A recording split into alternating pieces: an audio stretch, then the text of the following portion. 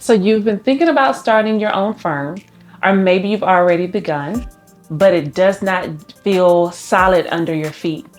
You're excited about it, you're motivated, you've told everyone about it, you've already picked out your color scheme, maybe you even know what your logo is going to look like. And you've gotten a little obsessed with creating something that is just for you. That Pinterest board is overflowing. And I love that for you. But you know what happens next?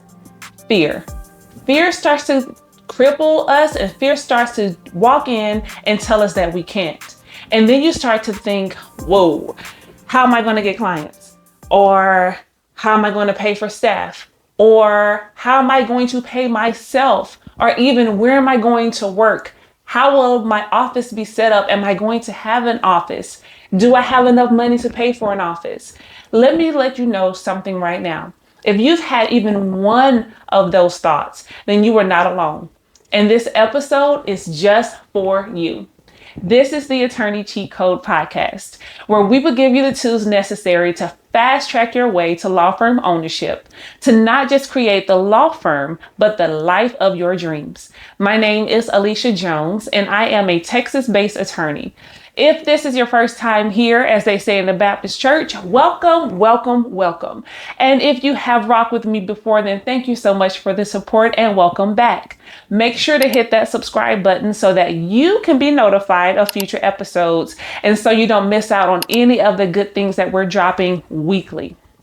This is the cheat code. We're going to talk about turning that fear into clarity, that feeling of fear, because fear is a lie. But this is going to be the kickoff to a masterclass. It's going to be 4 parts, and we're going to talk about systems that solve the most common fears that keep attorneys from even launching their own firm. And again, you are not alone. This is felt amongst all of us that are entrepreneurs. At least one of those fears has tried to cripple us at some point if we stepped out on faith, whether it's the fear of actually getting clients that will hire you and that can pay you money to provide the service that you want to provide, or whether it's knowing that you're going to hire staff and that you want to have personnel around you to ensure that you don't have to do everything alone, that you want to make sure that you can actually pay those people when you hire them. And even more importantly, that you can pay yourself and that you can sustain the lifestyle that you currently have, or that you can attain the lifestyle that you desire to live. And then lastly, you may be thinking about where you're going to work. Maybe you have a cushy corner office right now at the law firm that you're at, but you don't want to be there anymore. And maybe you have a home and you don't have a home office, or maybe you live in an apartment or you have shared space and you don't want to house it there. Those fears don't just slow us down, but they stop us and they can paralyze us into feeling like we cannot be successful. And it's really just a fear of the unknown. You see people around you, and sometimes you can even fall into the trap of comparing your beginning story to someone else's 10, 15, even 5-year story. We each have our own journey. We each have our own trials and tribulations that we have to go through to reach the level of success that we each desire. But have you ever actually stopped to think about, where do these fears come from? I offer you a little feedback on that.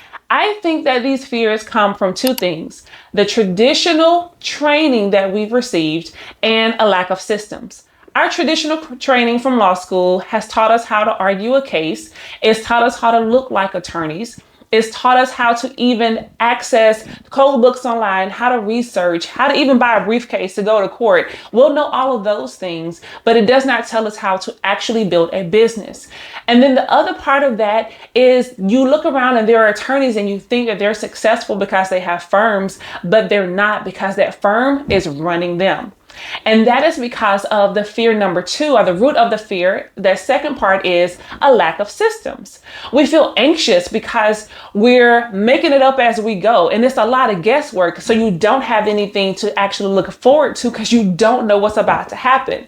And that's why we've created this system, and that's why I have created this series, because you don't need another lesson on hustle and grind. You probably already have that down packed. You need systems. You need foundational systems systems. And even one of those four fears, the clients, the staff, paying yourself, where you're going to work, there is a system to solve each one of those issues. So let me show you. Over the next 4 episodes, we're going to talk through the transformation of the fear, and that transformation is to create a system. So let's discuss one of those fears that a lot of attorneys have when launching on their own. Can I get clients? Any entrepreneur is going to think about, how do I get clients? The solution for that is to create a client catching system. And it's just like a net. What bait are you using to bring in your clients? How are you catching these clients? How are you going to acquire these clients? That includes your intake, your scheduling, the storage of your documents, your billing, your fee schedule. And I discussed that in a prior episode, which is a system stack. You want to make sure that you have those foundational systems in place. And I'll make sure that there's a link below so that you can access that episode. But those systems are your client catching system that's going to allow you to have a framework to assess metrics so that you can see what is actually working, make some changes, reassess. And as you continue to grow, you're able to actually see actual numbers, and that framework is going to give you something to reference. Maybe you've already started on your own, or maybe you're about to start and you're like, I want to have staff. So that second fear is, can I pay for the staff? Can I afford to hire a paralegal, an administrator, whomever, a law clerk, whomever you want to hire? Can you afford to pay them? And you know the answer for that? The system is automation. Of course, you can use an AI, but creating automations so that you don't have to wear all the hats. You don't want to be HR and answering the phones and returning emails and drafting and appearing in court. So you want to make sure that you have a system in place. Maybe that is for in the future, you want to have a person or persons so that you can skyrocket from the beginning. And that's amazing. And until you get to that point, you want to think about automations to allow you to position yourself and to position your firm to feel full house. Your people and your clients that are coming and the people that are calling you, as long as you have your automations in place, it's going to take a fraction of the cost of a human being to have all of these systems and the automations in place. If you think about Zapier, if you ever heard of it, they have Zaps, which means that it allows one system or one dashboard to talk and speak to another one. So for instance, if you have Outlook as your email, but you have MyCase as your client management system, the Zaps or the automations will allow these two things to work together so that when someone calls you, it automatically goes to the schedule and then automatically sends them a payment link so they can book with you. Now, the next thing you want to think about is, of course, the cost of that, but the cost of a subscription a month is going to be way less than hiring one human being. And let me tell you, I love human beings. I love my staff and I appreciate them. And there are some things that are still just not worth any of our time. The next thing you want to consider is how, or maybe the fear that you have, I should say, is how are you going to pay yourself? What lifestyle are you looking to attain or maintain? Let's say you want to start with $100,000 a year and you want to think about, how am I going to get to that point? Your system is your billing, your fee schedule. How many cases does it take for you to get to $100,000? And of course, your time. How much time do you have to work during the day? How are you going to pay yourself? Are you paying yourself weekly? Are you paying yourself monthly? Are you W-2? Are you paying yourself a base salary and taking owner draw on the top to make up the remainder of that $100,000 or $200,000 or $500,000? When you start to look at that, you also need to take a step back and look at your fee schedule. Again, how many hours can you work per day? Realistically, when you're running a firm, be realistic with yourself. How many hours do I actually have in a day, in a week, in a month, to make sure that, again, this firm is not running you, but you're running the firm. If you take X amount of cases at Y amount of dollars, that's going to give you Z amount per week or Z amount per month. So then that's going to tell you how many clients you need at whatever fee to reach your end of the year revenue goal. Now, last but not least, is the fear of, where am I going to work? When I started, I worked in my apartment, in the dining room, on a slab that I considered a table, that was also a dining room table, that was also my desk. For you, you want to think about, do you need an office? And maybe that is the path that you want to go down. A lot of us have gone down the path of We want to have an office, and it really is the traditional path that made us feel that you have not reached it. You have not really made it as an attorney until you have a brick and mortar office for you and your staff to come to. But we are breaking those traditions. If that doesn't work for you, if your clients don't need that, if your staff does not need that, then don't attain for that. I don't have that as a goal that you need to get. You don't need to have the library of books that you don't read, all of those blue. You remember those blue and red research books that we used to have in law school, and the people would take the picture with their arms folded in front of it? Let's do away with that. You don't need that to serve the people and to serve your community. Now, I'm not saying to go to a field and lay in a field of lavender and take a picture with your shoes off, unless that is going to be the bait that's going to pull in the clients that you want to serve.